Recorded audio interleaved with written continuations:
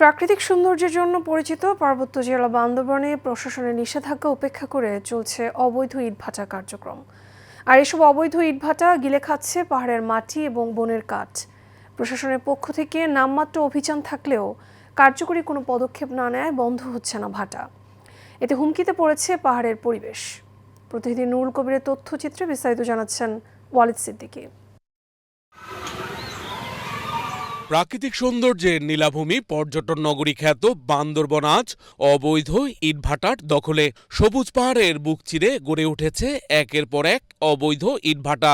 কোথাও পাহাড়ের ঢালে শিক্ষা প্রতিষ্ঠান, আর ঘনবসতিপূর্ণ এলাকার পাশেই জ্বলছে ইটভাটার চুল্লি। অভাবের কারণে পাহাড়ে ইটভাটা পরিচালনায় নিষেধাজ্ঞা থাকলেও মানা হচ্ছে না কোনো নিয়মনীতি। জেলার ধানচি, লামা, আলিকদম সহ বিভিন্ন এলাকায় চলছে অর্ধশতাধিক অবৈধ ইটভাটা। এসব ইটভাটা নির্মাণে কাটা হচ্ছে পাহাড় আর উজাড় হচ্ছে সরকারি বনাঞ্চল সহ কয়েকশো একর বনভূমি। ইট তৈরিতে পাহাড়ের মাটি ও বনের কাঠ ব্যবহার করায় ধ্বংস হচ্ছে প্রাকৃতিক পরিবেশ। এই ইটভাটার কারণে আমাদের এলাকার ব্যাপক ক্ষতি হচ্ছে। পাহাড়ে যে গাছগুলো আছে সব উধাও হয়ে যাচ্ছে, সব বেরিক ফেলে ঢুকতেছে। মানুষ চলাই না পারে, যাই না পারে, স্কুল পাওয়া যায় না পারে, বেশি খরচ।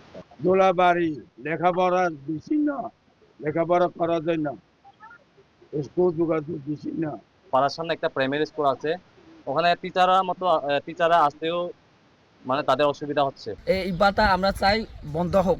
এদিকে বান্দরবনে অবৈধভাবে ইটভাটা পরিচালনার বিরুদ্ধে প্রশাসনের পক্ষ থেকে অভিযান অব্যাহত আছে বলে জানান জেলা প্রশাসক। যখনই এরকম আমরা নিউজ পাই আমরা তাৎক্ষণিক বলেছি, আমার ইউনিয়ন কিন্তু যায় এবং অনেক ফাইন করে আসে, কিন্তু ফাইন করাটাই আসলে কোনো তাদেরকে প্রতিহত করার ক্ষেত্রে যথেষ্ট না। আরও কঠোর ধারায় তাদেরকে নিয়মিত মামলা দায়ের করারও এখন আমাদের চেষ্টা অব্যাহত আছে। আমরা এই মৌসুমে বেশ কয়েকবার অভিযান পরিচালনা করেছি। এর বাইরে পরিবেশ অধিদপ্তর থেকেও জেলা কার্যালয় থেকে এসে ওনারা নিয়মিত মামলাও কিন্তু করেছেন।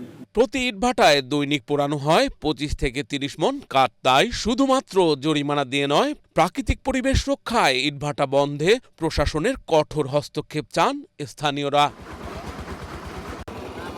Walid Siddiqui, Asian television.